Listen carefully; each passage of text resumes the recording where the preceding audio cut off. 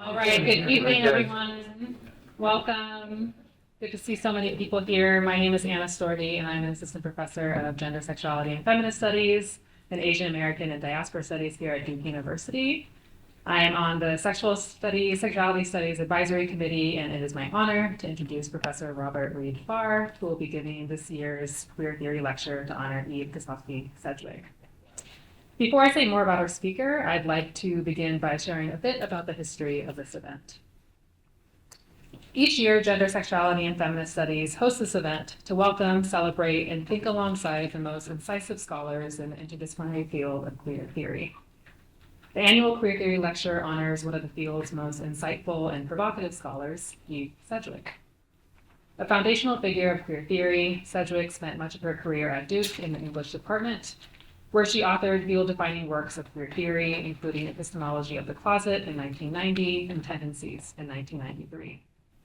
Although she moved to the City University of New York in 1997, where she taught until her passing in 2009, she left an indelible mark on the Duke community. Her work helped establish Duke as an intellectual leader in the critical study of sexuality. Sedgwick's call for reparative work for reading practices grounded in affect and performance have transformed our understandings of intimacy, identity, and politics. We host this event each year and have done so for now over a decade as a tribute to Sedgwick and as a continuation of her legacy. We ask invited speakers to deliver a lecture showcasing their new research and to offer a broader perspective on the state of the field, its past, its futures, as well as to help us imagine what queer theory is, what it has been, and what it might become. I would like to take this opportunity to thank Hal Sedgwick, Eve's longtime partner, whose generous support makes the Sedgwick Lecture possible and allows us to record and digitally archive this talk. And now to our invited speaker. It is my pleasure to introduce Professor Robert F. Reid-Pharr, a professor of social and cultural analysis at New York University. Dr. Reid-Pharr holds a PhD in American Studies and an MA in African American Studies from Yale University, as well as a BA in political science from the University of North Carolina at Chapel Hill. He has been the Jess and Sarah Cloud Distinguished Visiting Professor of English at the College of William and Mary, the Edward Said Visiting Chair of American Studies at the American University of Beirut, the Drew Hines Visiting Professor of English at the University of Oxford, the Carlisle and Barbara Moore Distinguished Visiting Professor of English at the University of Oregon, and the F.O. Mathewson Visiting Professor of Gender and Sexuality at Harvard University. A prominent scholar in the field of race and sexuality studies, his research and writing have been supported by grants from the Mellon Foundation, the National Endowment for the Humanities, the Alexander von Humboldt Foundation, the Radcliffe Institute for Advanced Studies, and the American Academy in Berlin. His work has been honored by the Publishing Triangle, the Modern Language Association, and the American Literature Association. In 2015, he was inducted into the Johns Hopkins Society of Scholars, and he is the recipient of a 2016 John Simon Guggenheim Memorial Foundation Fellowship. Early congratulations are also due because in just a few weeks, he will be awarded the 2025 David R. Kessler Award, an award given to a scholar who has, over a number of years, produced a substantial body of work that has had a significant influence on the field of LGBTQ studies. So congratulations.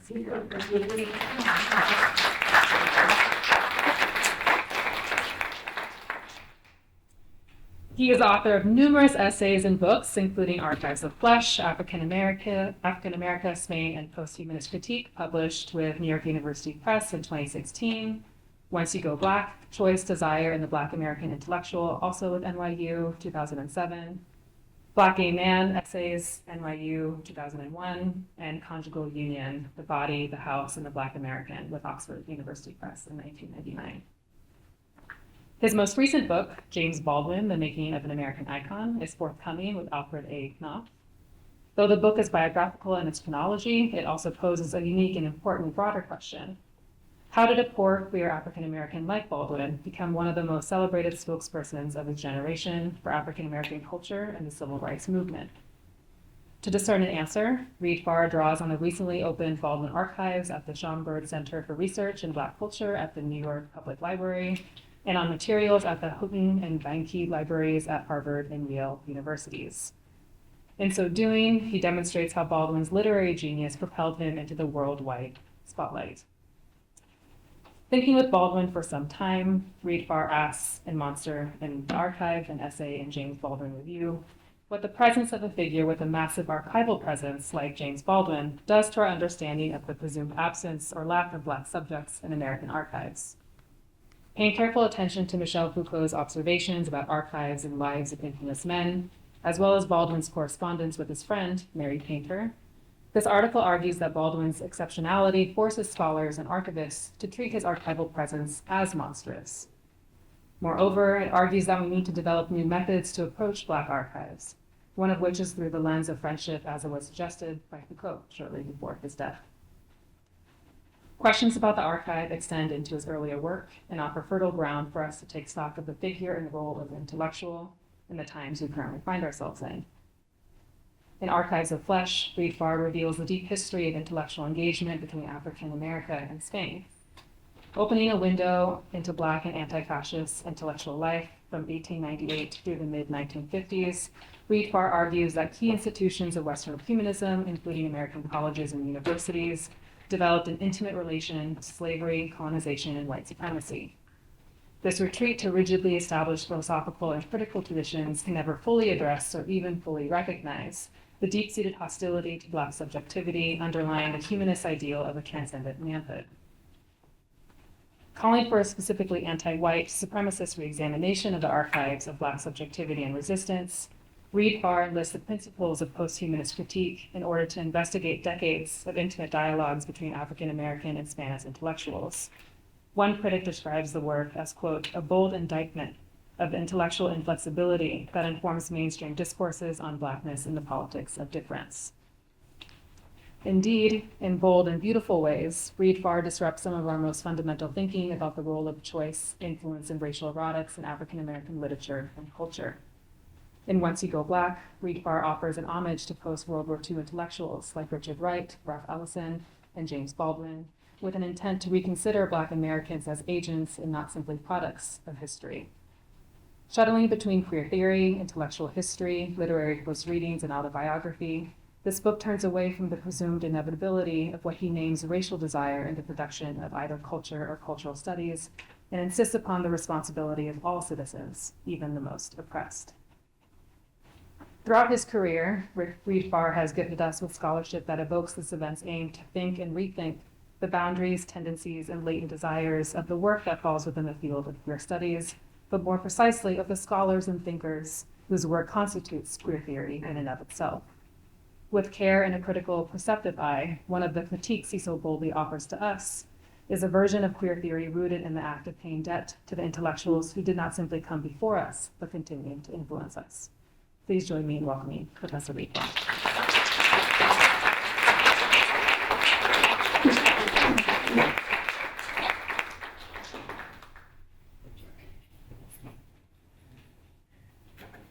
Well, that was kind. I'm a little bit afraid that the comments I'm going to give you might be upstaged by the unbelievably generous introduction. That has happened to me before, so I'll get through it. Also, I just want to say before I begin that I could not be more pleased to be in this room. You've just heard that I went to the University of North Carolina, so I've been on this campus a billion times, doing all sorts of nefarious stuff. And I'll repeat a little of that today in just a moment. Also, I just want to take a special moment to say I'm so moved by being associated with anything involved with Eve Sedgwick. I was at the Graduate Center for 17 years, and I had the office next to Eve's for 8 of those years. And she was, even so, really no pressure, right? So it was you're in an office next to a genius, a real one, who was also a big gossip, and I really enjoyed it. And so she was a huge gossip. And so she and I bonded over the fact that I'm a medium gossip. So she would shovel me out to get information for her. I miss her every day, I really do. And I really am so, again, so honored to be here in relation to her name. And I also want to thank Hal as well, if he's seeing that. And I'll get started. I'm going to read a piece that takes just about an hour. It's in 2 parts.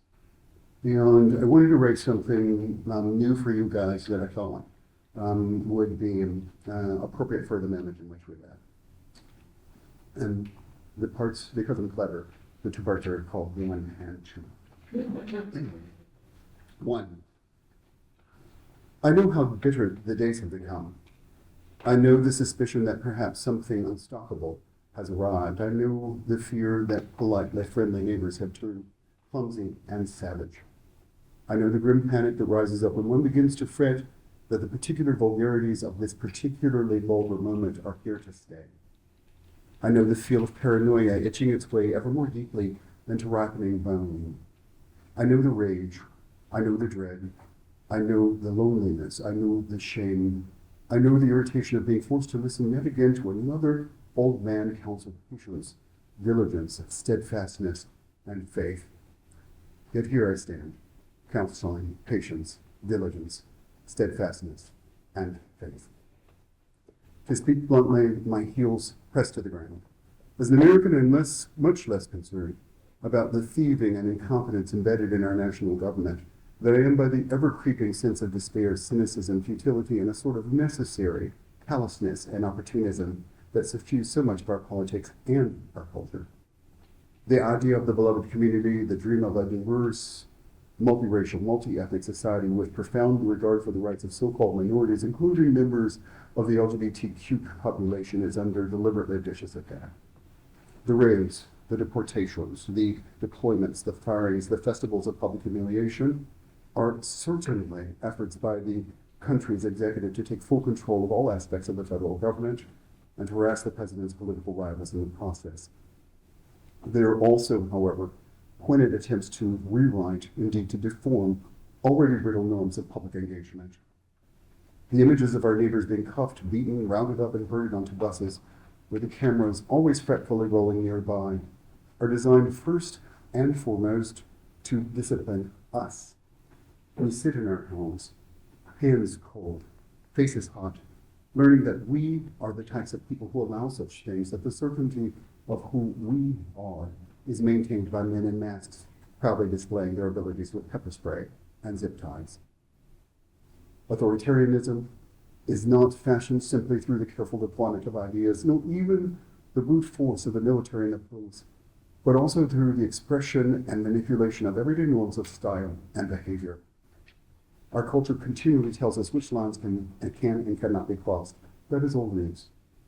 What I would like to remind us of now, however, is the simple fact that cynicism and fear cannot defeat cynicism and fear.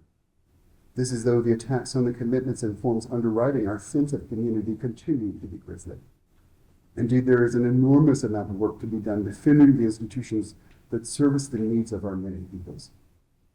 What I want to draw attention to here, however, are the equally destructive attacks on the very sense of community, what one might colloquially refer to as our Americanness, that have become a central strategy of the current administration. Again, the deportations, the raids, and the ungainly deployment of National Guard troops are televised for a reason. Of course, these images feed both the sense of rage and the desire for revenge that underwrite so much within the contemporary conservative movement. At the same time, these actions play a keenly important pedagogical role. They remind us of our dissatisfaction, our regret, and our angst, and perhaps most importantly, our alienation.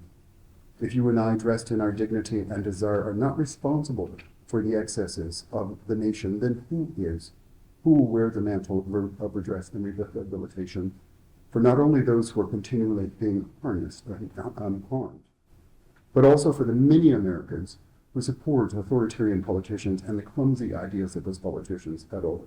How does one confront a wolfing demon if we, in fact, have neither common languages nor common procedures with which to announce and actualize the ideals that we presumably hold so dear? What I'm asking for is that we take a moment to consider what we imagine coming after crisis. In the impending contest, can one offer a vision of a future in which our most valued ideals stand easily alongside the everyday complexity and contradiction of our communities? Stated bluntly, how can Americans rebound from the ugliness of today in order to reproduce our societies and their publics in ways that allow us to value our differences, indeed to flaunt them, while also guarding against tribalism and cynicism to which we are so pitifully vulnerable. I contend here that in attempting to provide an answer to that question, we need to consider the nature of faith. We need to examine as closely as we can the mechanics of how we hold together, not only across space and time, but also across differences of conviction and custom. I should rush to say that when I speak of faith, my concern is not only with the theologies and ceremonial practices of the many religious traditions that have taken root in the United States.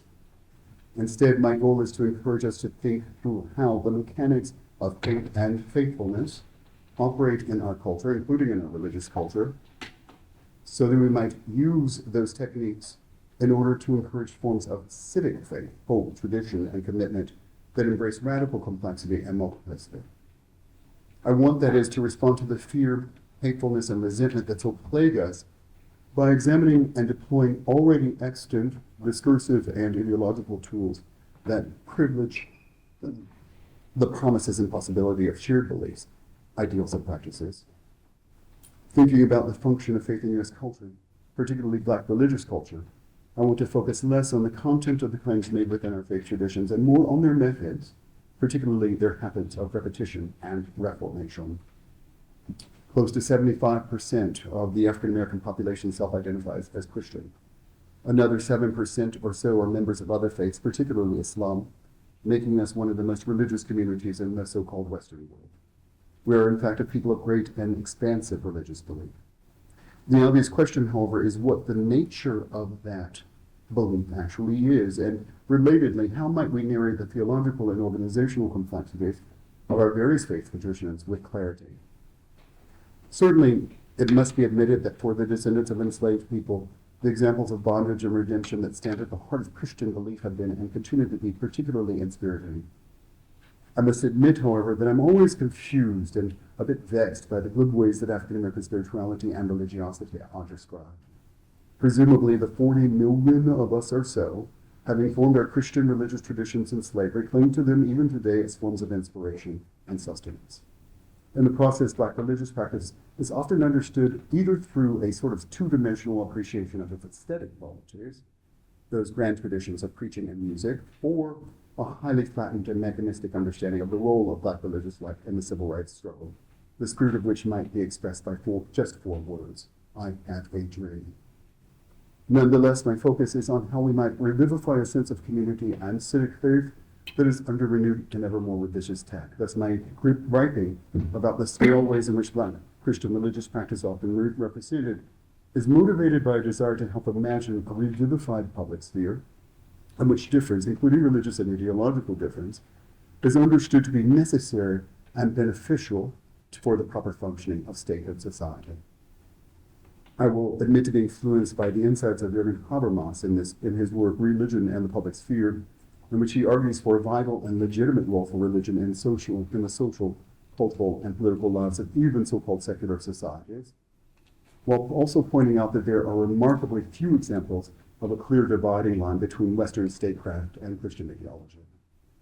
In the United States, Christian religious references and practices are especially prominent in our everyday interactions with the state. All that taking of oaths and expressing our trust in the one God reassures Christians that their belief, though muted, remains a dominant force in society, while continually reminding non-Christians that the basics of their own religious or non-religious ideals might be easily disregarded.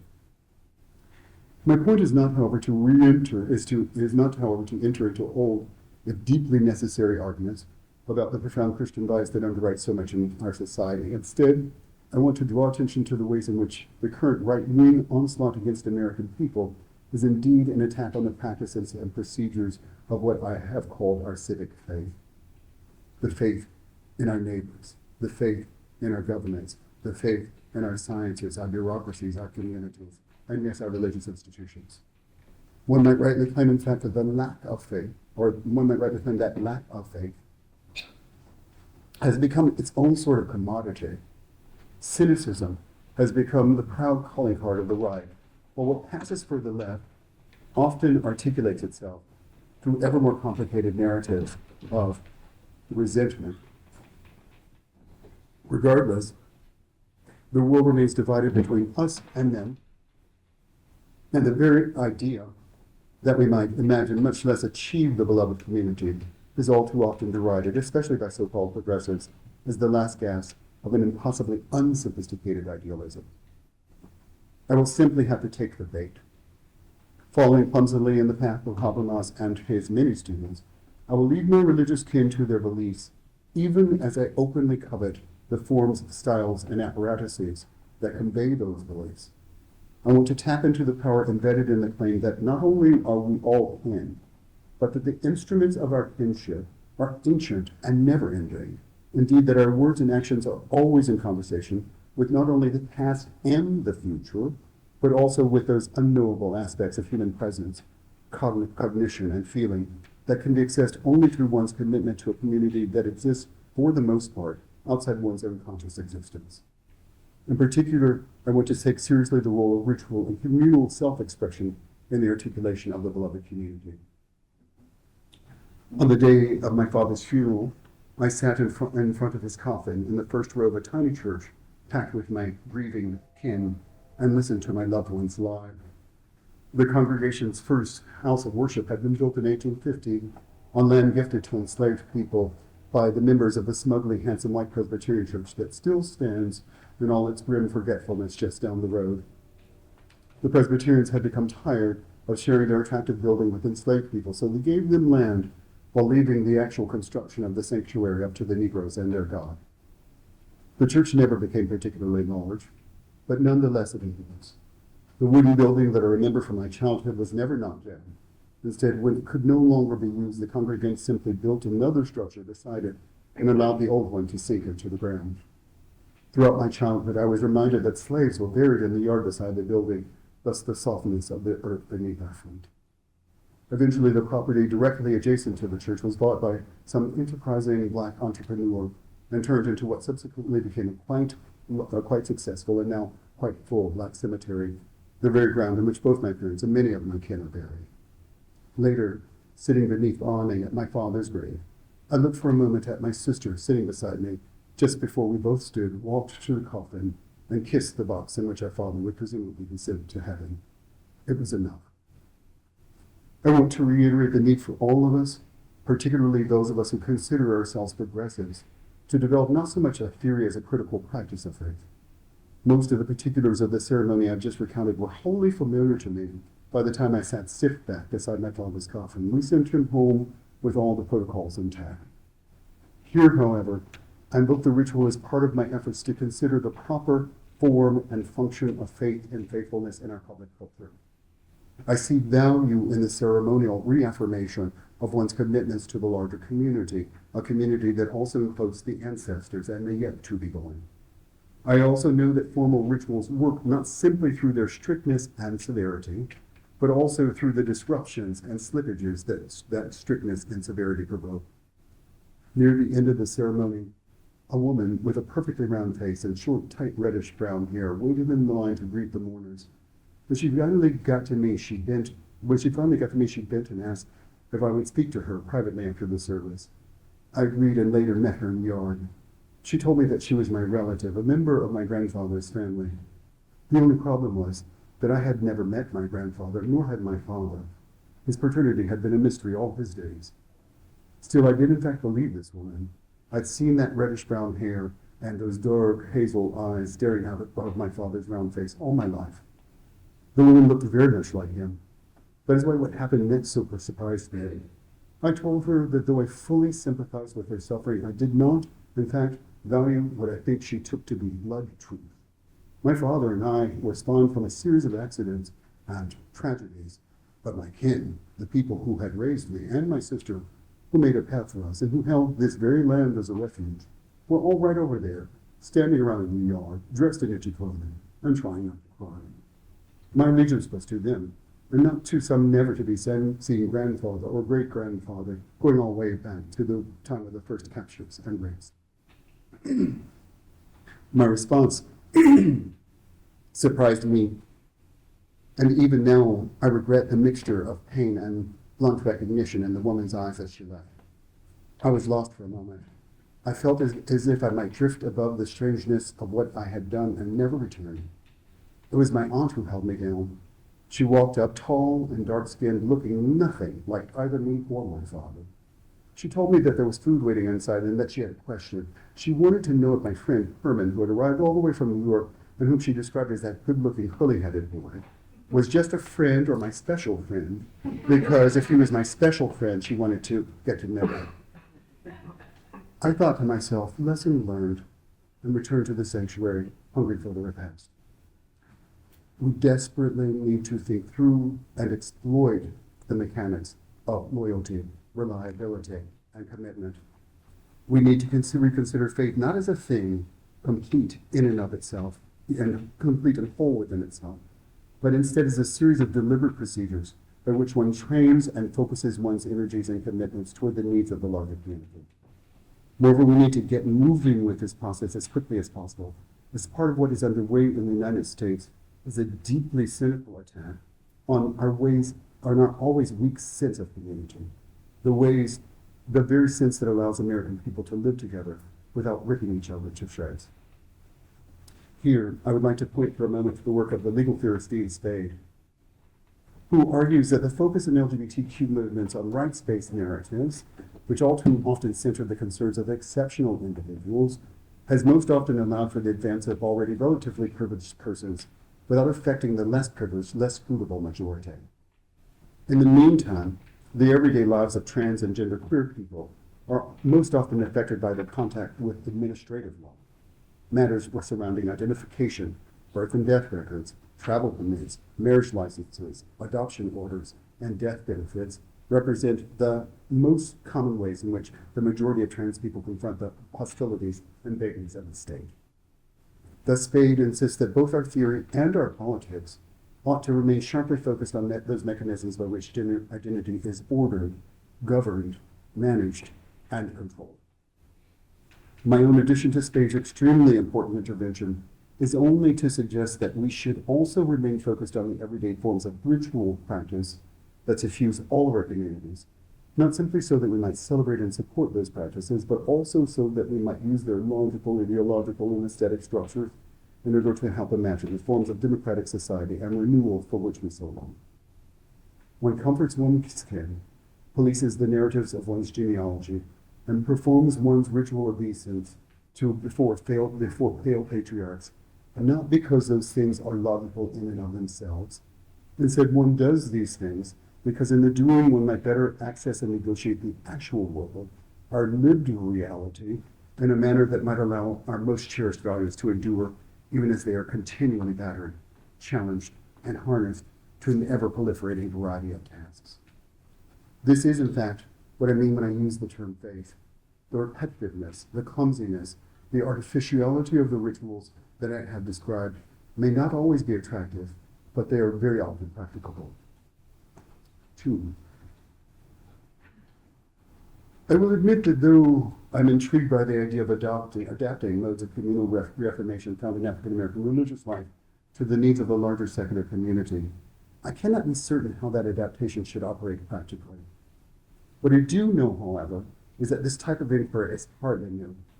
On the contrary, I've spent the majority of my career studying the work of the author and activist James Arthur Baldwin, largely because of the fact that he was one of the first intellectuals whom I encountered who dared to name the intricate relationship between religion, sexuality, identity, community, and activism.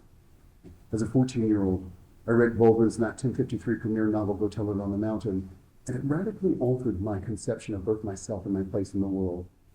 It was Baldwin's famously homoerotic description of his characters, John and Elisha, wrestling each other after having cleaned the small church they attended that did me in. And so they turned, battling in the narrow wind, and the odor of Elisha's sweat was heavy in John's nostrils. He saw the veins rise in Elisha's forehead and in his neck. His breath became jagged and harsh, and the grimace on his face became more cruel. And John, watching these manifestations of his power, was filled with a wild delight. It was not only the obvious homoeroticism in the passage that first surprised me, but also the precision of the imagery, the pacing and the diction, all the things most deeply valued in African American rhetorical tradition, in the African American rhetorical tradition. At the same time, or perhaps especially, or at the same time, even or perhaps especially, as a teenage boy, I was stunned by how hot the scene is. The boy's religious devotion does not in any way mute the truth broadcast by heavy sweat, rising veins, cool and grimacing faces, all of which demonstrate a previously unknown wild of the life. As I reiterate my call for us to pay close attention to the mechanics of faith, I'm encouraged by the fact that James Baldwin was after something similar. In making this point, I would draw your attention to a particularly precious piece of Baldwin's archive, his unpublished treatment for a never-completed novel, Tentative Light, titled No Papers for Muhammad. I turn to this precious piece of Baldwin's ephemera because in it the maestro is relentless in his joining of religion and sexuality, and faith. I want to suggest, however, that this joining represents something more than a need on Baldwin's part to reveal submerged truths about the nature of our religious lives. Instead, I believe that he was attempting exactly the type of boundary crossing and genre bending, if you will, that I am suggesting are vital if we are to find ways to announce a sense of communal belonging and to profit from the democratic project together. I suspect, moreover, that part of the reason that Baldwin never completed No Papers for Muhammad had to do with the work's remarkable ambition, the ways in which it amplified the maestro's long-held conviction that sex and religion are co-constitutive. In No Papers for Muhammad, Baldwin repeats a story that had appeared already in both his final novel, Just Above My Head, and in his remarkable 1985 Playboy essay, Freaks and the American Ideal of Manhood, in which he reports being molested as an adolescent boy in the stairway of a Harlem building. In all three works, he is relentless in his contention that the ripeness and possibility of youth were seen by all adults as things that might be manipulated and put to ends far beyond what could be imagined, by even as gifted an adolescent as James Baldwin. The story details a sunny afternoon in Depression-era Harlem. I realize that my voice is better now, but stay over there. Like this. Can I actually take this out? Would it be okay? There's no way to say yes or no, so let's do it. Better than the voice, right? Do you want me to go repeat the story details a sunny afternoon in Depression-era Harlem when a barely pubescent Baldwin, still wearing short pants, was sent on yet another treacherous errand for his mother. Instructed to fetch a small loan from an aunt, he knew enough to keep the details of his journey from his stubbornly proud father. But he was still too naive to understand that his adolescence and his burgeoning sexuality were things that made him increasingly visible and desirable. Thin limbs and short pants notwithstanding. Returning home with the money in hand, James responded to a call from an unknown man on the street. The boy stopped and readily agreed to jog to the store for the stranger in exchange for the coins left over from the purchase. Never imagining that he might be the focus of the man's desire, James thought nothing of following him into a nearby apartment building in order to retrieve the cash. We reached perhaps the second or third landing, and the man stopped and turned and looked down at me, and then I realized that he did not live in this house, Baldwin remembered. He said that James was a cute boy, and touched him on the face. His eyes getting darker, and his face closing before he put his hands on James' pants, causing the boy's cock to jump before kneeling and taking it into his mouth. I began to struggle, and I began to cry. James writes, while all the while my cock, reacting to his tongue, got bigger. The scene ends when hearing sound coming from one of the landings above. The man finished with James, pressed some coins into his hand, and retreated into the street. Knowing that something at once novel, exciting, dangerous, and awful had just happened, the frightened child rushed on, thinking that he would never be clean again, and that there was no one on earth who could help him. I locked myself in the bathroom and threw the money, a quarter and 2 dimes, out of the bathroom window, Baldwin writes. No one had ever told me anything about sex, and therefore I not only felt that I was dirty, but I knew that I was lost. Not too much later, I entered the church. As with his character, Arthur Montana, in Just Above My Head, James Baldwin understood his formal entry into religious life as a proper response to sexual danger, that indescribable, frightening thing that carries us deep into water long before we know how to swim. Again, however, religious life hardly removed young Baldwin from the realm of sex and sexuality. Instead, the church provided the space not so much to abandon lust and wanting as to negotiate them. Part of what makes No Pickers from Muhammad so fascinating, then, is that it makes plain the fact that throughout his career, Baldwin worked to demonstrate the intimate connection between intercourse and worship, desire and faith. Even after narrating a quite painful scene of molestation, Baldwin does not shy away from this novel deployment of sacred profanity. On the contrary, he devotes much of the remainder of the fragment to detailing in as explicit a manner as one can find anywhere in his oeuvre the ways in which sex and sexual desire help to lead him toward the pulpit and a presumably more considered understanding of his God. That is to say, Baldwin stubbornly reiterates the intimate connection between the development of the sexual aspects of his personality and his embrace of the structures, if not all the beliefs, of his religion. Following the narration of his molestation, he precisely describes the several erotic encounters he had while he was a boy preacher. At the same time, there's very little in No Pickers from Muhammad or elsewhere in Baldwin's body of work about the day-to-day practice of his ministry, where a greedy reader might properly expect descriptions of the young minister's preparation, his sacred scriptures, his theological affiliations, and his oratorical practices. They receive instead detailed narrations of James negotiating the Byzantine interrelation of sex and faith. One of the reasons I entered the church was because of my love for a boy whom I will call Ned, Baldwin remembered. The two boys should have been making love, discovering something real about each other. Instead, Baldwin admits that he quickly became so holy that no one would have dared broach such a topic with him. Still, the boys' passion for each other was undeniable. On a camping trip, Ned and I lay on our backs in a tent and talked about sex. We both had wet dreams, James remembers. We repented to heaven, and we went on a purifying path. Though the syrupy, unnameable desire that existed between James and Ned was not something upon which either of them could consciously act.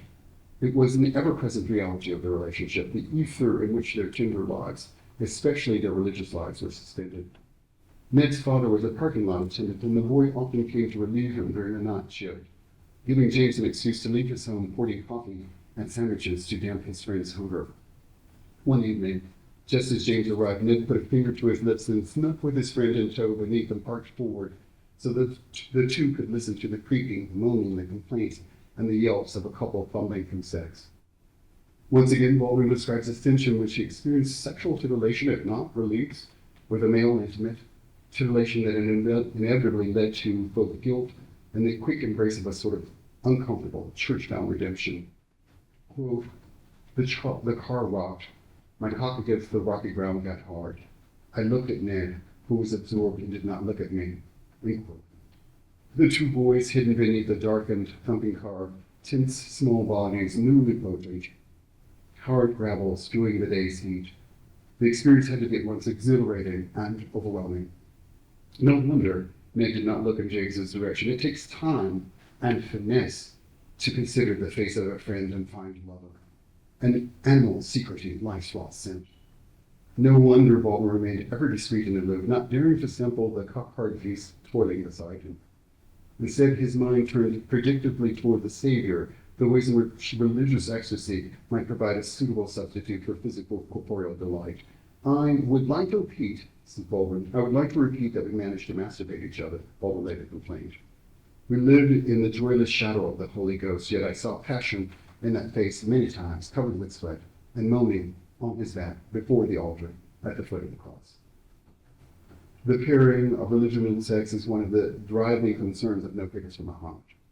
In addition to Ned and the perpetrator of his molestation, Baldwin also recalls falling in love with a white boy in high school, describing with palpable breathlessness how significant the youth was to his development. I owe this man far more than I can ever tell, simply because he loved me at the most terrible time of my life. He may not have been the first person to love me, but he was certainly the first to let me know that I was loved. Strikingly, however, the affection that Baldwin shared with the boy, their locked arms, their kissing, and their courage, would prove to be the undoing of the Byzantine denials that James had fashioned in order to turn his mind away from the complications of desire and faith that took up so much of his adolescent energy. It was with and through this white boy that Baldwin came truly to fear the specter of dishonor. In learning to see himself through the eyes of his young lover, he also came to recognize the need to take responsibility for himself. I did not want my comrade to be ashamed of me, he writes. I knew I no longer had any business in the church. I was choking on my terror and my lies. This chaste and juvenile love, which lives in me until today, and which cannot die, invested me incredibly with the desperate courage to leave the church at home. Here's where the lines get blurry. Though Baldwin suggested the sweet breath and animal embrace of a boy paved the way for him to leave his conservative community, he also tells us that the unwanted probing of a nameless man is what sparked him to inhabit that community in the first place. Even as a teenager, Baldwin used his considerable talents as a writer and orator to castigate those who would give themselves over to the sins of the world. He also looked down on the sweating, moaning body of a supine Ned and felt at his core a familiar and discomforting itch, hard cocked against rocky ground, the leftover wetness of ecstatic dreams. Baldwin never properly settled the many truth problems that such a reality, such an awareness posed. What in fact can one make of the truth of the person whose body one would enter, whose flesh one would consume and ravage is also a child of God, a saint? As I repeat the fact that there is no place in Baldwin's living in which he is more thorough and revealing about his sexuality, particularly his homosexuality, as he has in no papers from Muhammad, I must hasten to note again that many elements of the work are related or reiterated elsewhere. The ungainly interplay of sex and spirituality is very successfully described in The Pillar on the Mount. The story of Baldwin's molestation was divulged in both Just Above My Head and Freaks and the American Ideal of Manhood, a work in which Baldwin also relates the story of a teenage affair that he had with a man 22 years his senior, a story that he repeats in No Papers from Muhammad. In the latter instance, however, Baldwin offers a much more in-depth and precise treatment of the relationship, one that is concerned from the very start with the ways in which church and sex were never deceived theologians. After a hideous fight with his father, a 15-year-old, 16 in Freaks-telling James, rushed from his family's apartment into the assault of the New York winter. Getting as far as Central Park, he decided to turn home, fearing the deadly whiteness of the snow, and even the deadlier whiteness of the trigger-happy communities that lay below 125th Street. Shuffling glumly back to his family's apartment, he became aware of trailing footsteps as he passed Lenox Avenue and 130th Street, nearby the Church of Mother Horn, who, when upon meeting James years before, had asked brightly, "Whose little boy are you?" Always the clever child, James understood immediately that the footfalls padding behind him that bitter evening were themselves urgently whispered questions come threats. "Whose little boy are you? Whose little boy are you? Whose little boy are you?"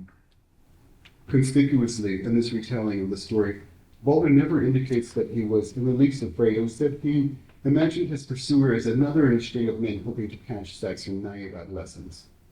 "You didn't accosted me in the streets before. Why don't you let me suck that big, beautiful cock? And I didn't want to go through it again." Making a final turn toward home at 133rd Street, and still unable to confuse or discourage his hunter, James decided to enter another small church, one he had been forbidden to visit, but that squatted in the middle of the block in which his family lived. Climbing the steps and entering the church, he found it packed and rocking. People were singing, shouting, and dancing in the aisles, standing there still sluggish from cold and fright. The hesitant teen was jostled by a shouting woman. Putting his hand behind him to steady himself in the back of a pew, he placed it on the hand of the very man who had been following him, and who had been bold enough to track the boy into the temple. The person to whose face James dared turn his prominent, always searching eyes was, quote, about 38, handsome in a Spanish high-yellow kind of way, tall and on the heavy side, with bright black mocking eyes and a small mustache. He found James's surprise and incredulity gently amusing. Both pursuer and prey were stunned by the ridiculousness of the situation, the ways in which the practices and procedures of the church worked to draw them together. The boy's impulse was to run, but he could not spring himself from the trap of the intruder's gaze. He felt beneath him the springy rhythm of feet pounding the floor in rapturous precision, and lost not so much his will as his volition. even as an efficient, no-nonsense usher-rat hurled both James and his stalker into the same pew, quote, into the same pew, literally on top of each other. The boy remained cornered and silent, caught in the magic of obscurity, awe, dread, and undefeated wonder that is the true power of both religious belief and sexual desire. One should remember that the doors of the Pentecostal church are always open.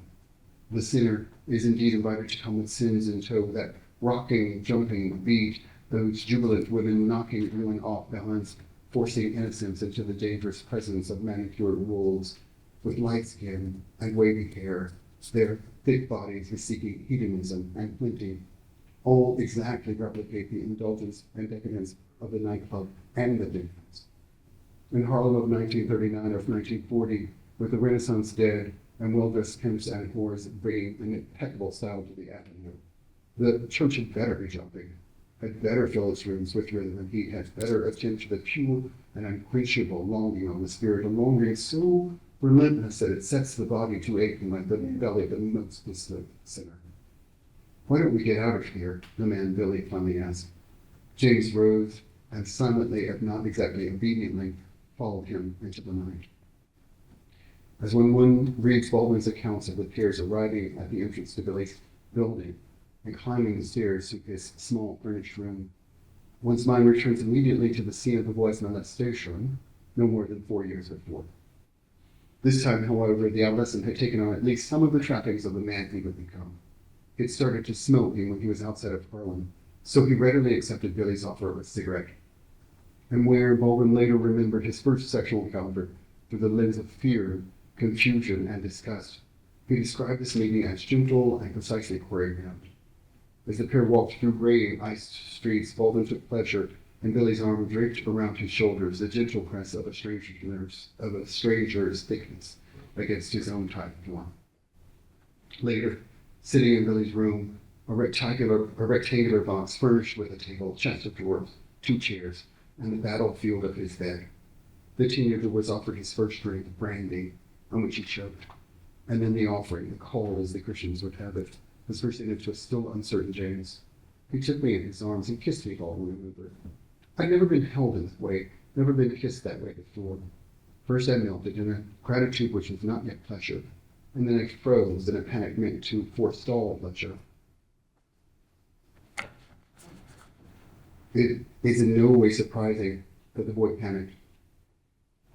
Even as Billy pulled me into the blackness of his form, a wall of refusal rose up between them, and James struggled from the man's grasp, beating a quick and decisive retreat. No, I said no, and I ran to the door, ran down the steps, and ran all the way home. If I didn't remember what my father had said, it's because it no longer mattered. Immediately regretting his decision, Baldwin began increasingly seeking what he had longed. I began to look for my lover everywhere, haunting the streets where I thought he might be found. I did not dare go to his house. Winter turned to spring, and summer, then spring to summer. And one day, just before or just after I turned 16, I turned a corner at 125th Street and 5th Avenue, and bumped into him. And on that day, of course, I had not been thinking of him at all. The unlikely pair, small and large, black and brown, adolescent and adult, retreated to the impossible security of Billy's room, where in their first encounter they were forced by the punishing cold to cling to one another, to accept the elemental solace of animal warmth. This time, they swam together through the percolating heat of the Harlem summer, both of them sweating, open, panting for relief. They walked to Billy's house, climbed the same stairs again, and entered the same room. Billy poured James a brandy, and the two took their seats as James picked up a magazine and began flipping through it with guarded nonchalance. I bet your mind is as much on that magazine as I am in Chicago, Billy said. And Billy pulled James onto his lap and found himself aroused again by the boy's thinness and delicacy, what in clumsier, less genteel times we might have referred to as effeminacy. They were both excited, the spark between them created by the clumsy clearings of forbidden crossings that framed the awkwardness, binding, of a 38-year-old man and a 16-year-old boy. And I was not afraid when he opened my trousers and took out my cock and kissed it and sucked it and put his tongue down my throat again. Even as surprising as the description of what might be at the beginning of Baldwin's life as a mature sexual being would be, but it's more startling still is Baldwin's contention that Billy's desire, or perhaps better put, the unevenness of the desire shared between Billy and James, was the very thing that gave the artist the freedom to write. It was not that Billy especially enjoyed fiction, or quote that he was in any sense whatever literary. Instead, Baldwin describes Billy as just another Harlem hustler. Nonetheless, the 16-year-old relished the fact that the man was proud of him, that he showed him off to his friends, and looked at, or though likely never read, his apprentice work. At home, there was no one to see the miracle that was happening in the body, mind, and spirit known as James Baldwin's. No one willing or capable of developing something approximating pride in the work. I could not, at that point in my life, have lived without that man, Baldwin remembers, and I must say that he was extraordinarily nasty. Billy was his bridge for James. He helped to ease the way from adolescence to manhood, Harlem to Greenwich Village, the diction of the pulpit to the sheer articulation of the speakeasy. Stating the matter more savagely still, Billy taught James the delicate art of how to make an exit.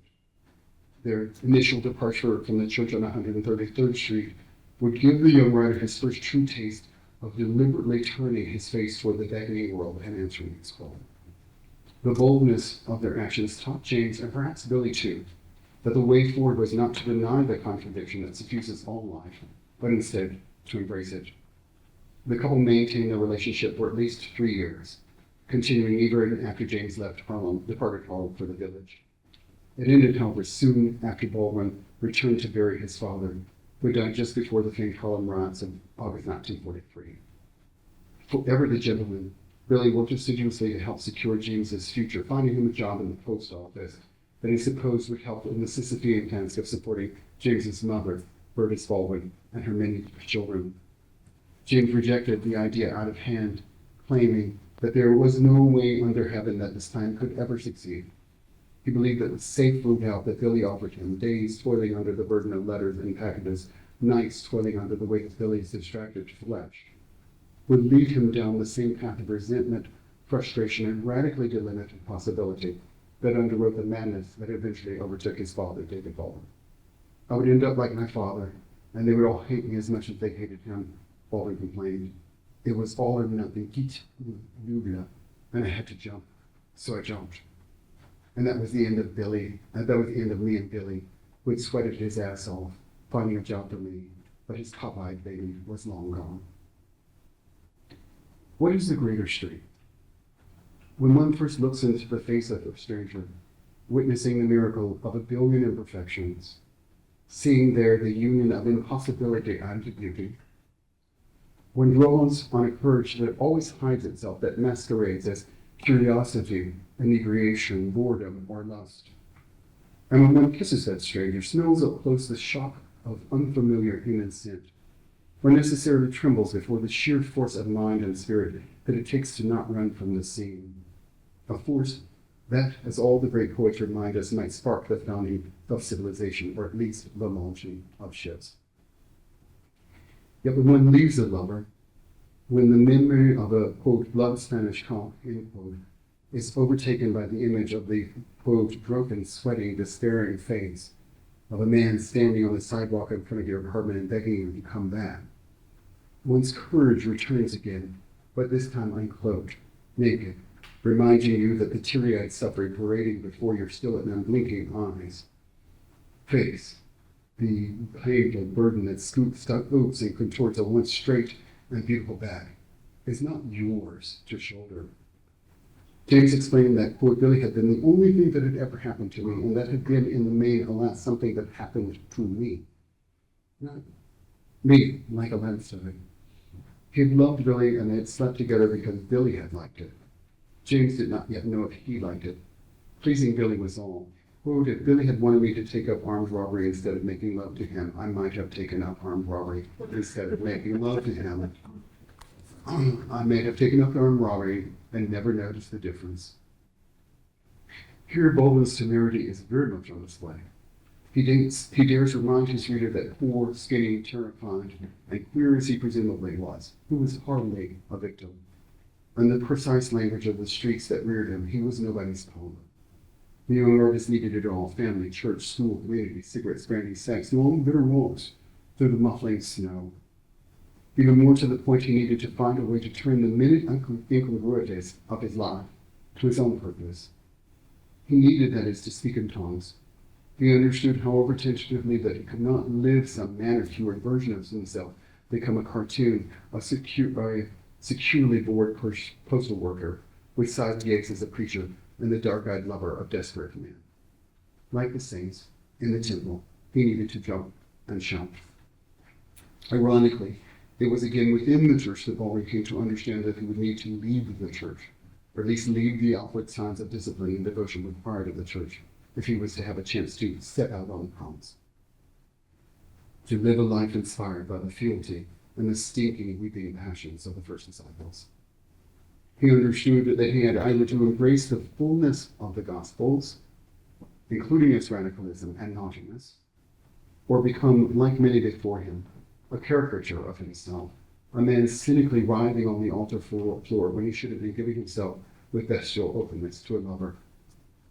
And one last remarkable scene in No Papers for Muhammad, Baldwin writes of his relationship with a couple named the Robinsons.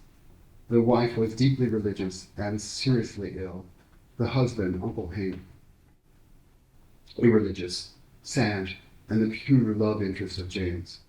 He was a tall, thin, beautiful, gingerbread-colored man with lighthouse teeth and a very beacon of a smile. And I would have called for miles of barbed wire to simply be held against his chest, Baldwin knows. Still, Uncle Hank drank too much, leading him to allow himself sometimes to weep in James's arms. Though the two never made love, they came close enough for James to, quote, be aware of how his chest and belly shook as he held the boy, and rubbed his stubby, sweaty face against his while they were alone in the furnished room with the man's wife and daughter secluded across the hall. We find here the most fundamental of warnings. Repressed love and unheralded desire eat away at the human heart. The scene that Baldwin offers here is one of great possibility. The fire of the passions between man and boy are as hot and potentially destructive as the fire of the furnace itself. And yet not daring to acknowledge what was happening or accept what all that weeping, hissing, and delirious shaking of the body plainly stated.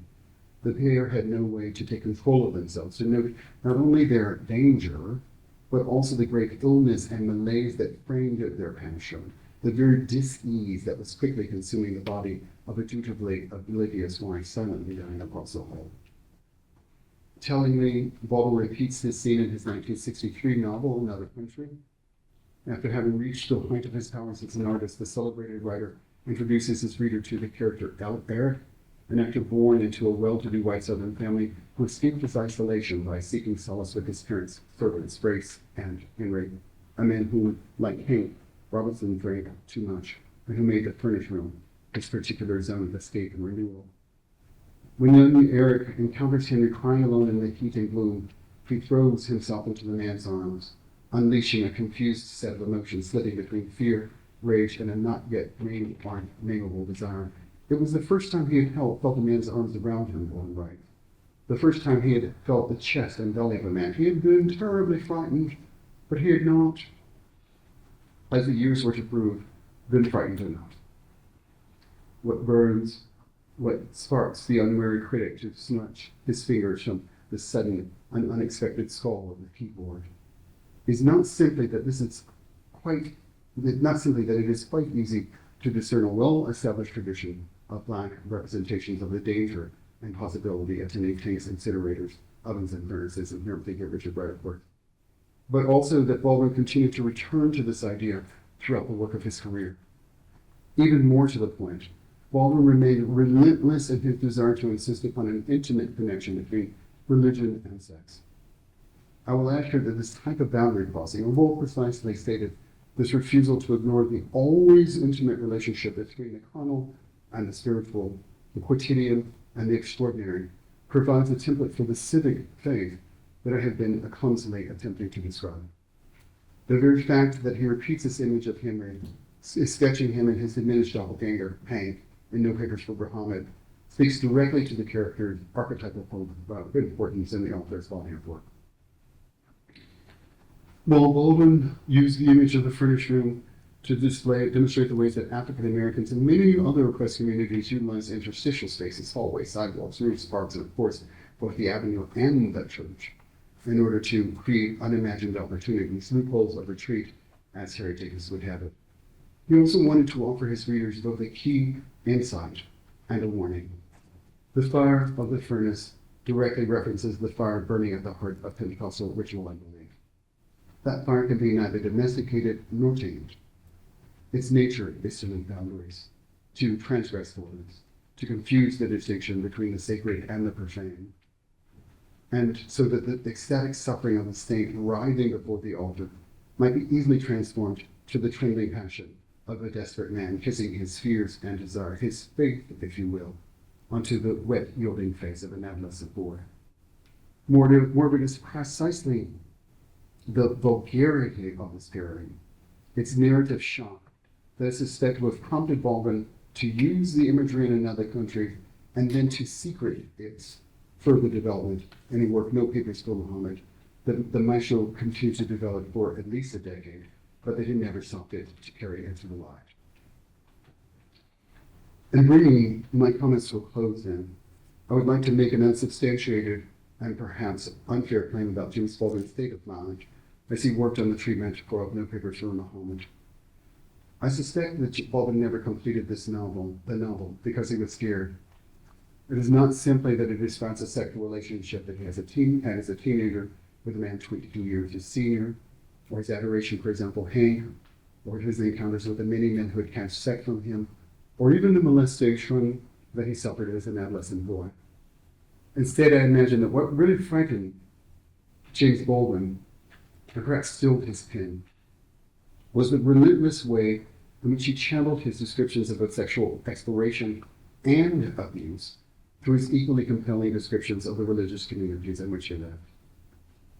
In No Papers for Muhammad, Baldwin makes no particular distinction between sexuality and faith.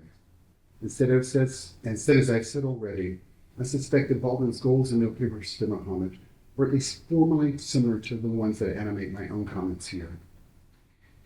Baldwin wanted to examine the everyday boundary crosses between the profane and the sacred, Baldwin